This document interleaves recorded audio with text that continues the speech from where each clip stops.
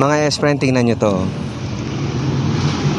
So, nandito po tayo ngayon sa bayan ng Subic, sa lalawigan ng Zambales. At ito, tinuro lang nila sa atin ito. Ito yung kung tawagin daw dito mga S-friend, White House. Literal naman kasi kung bakit tinatawag nilang ganon. Pero isa daw po ito sa mga pinakaluma ng bahay dito. Ang alam ko, base dun sa mga nandyan sa harapan, kasi tindahan po yun nandyan sa harap.